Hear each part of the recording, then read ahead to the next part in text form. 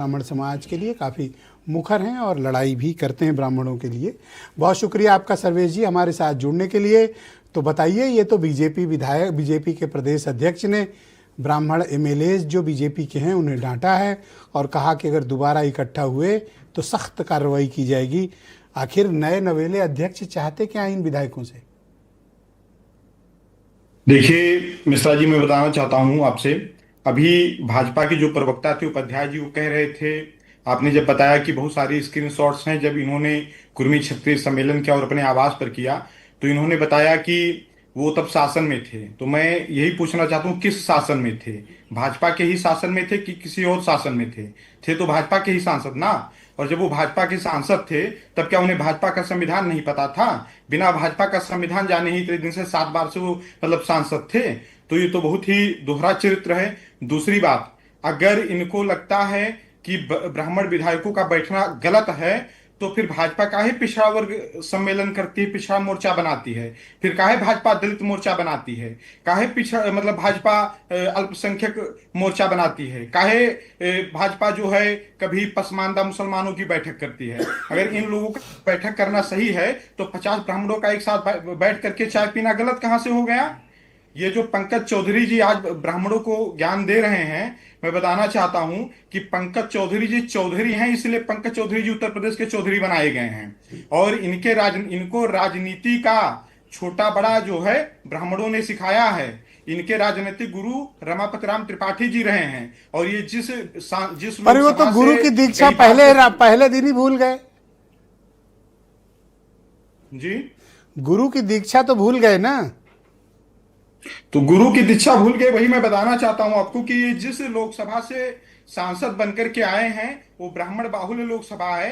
नौतनवा और ये महाराजगंज जो है, ये जो है फरेंदा और नौतनवा, ये ब्राह्मण बाहुल्य विधानसभा है। और वहां पर बहुत प्रचंड ब्राह्मण हैं और इनके सामने कई दिग्गज ब्राह्मण नेता चुनाव लड़े, जैसा कि गणेश शंकर पांडे जी इनके सामने लड़े।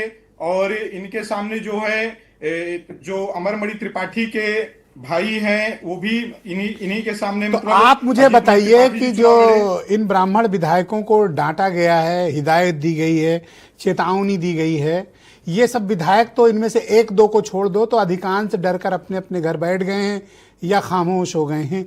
लेकिन समाज में क्या संदेश गया है?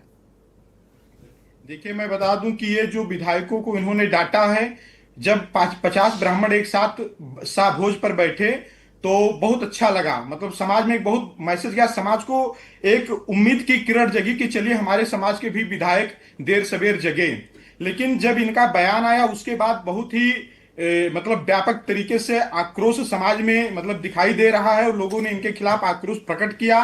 और मैं अपने उन 50 ब्राह्मण समाज के जो विधायक थे जिन्हें कह रहे हैं कि अब वो तो डरे हुए हैं, किसी का फोन ही स्विच ऑफ हो गया है, मैं उनको भी बताना चाहूंगा कि अगर आज पंकज चौधरी के डांटने से आप डर जाएंगे तो ये जान लीजिए कि आपका करियर खत्म हो जाएगा। जो आपने साहस दिखाया था, जो आपने अपना हौसला बुलंद किया था एक साथ बैठ करके, आप समझ लीजिए कि सब पर पानी फिर जाएगा अगर पुनः दोबारा नहीं करेंगे। मैंने तो अपने एक सम्मेलन में भी कहा था कि पंकज चौधरी जी ने एक बार बयान दिया, उसके बाद दोबारा बयान दिया।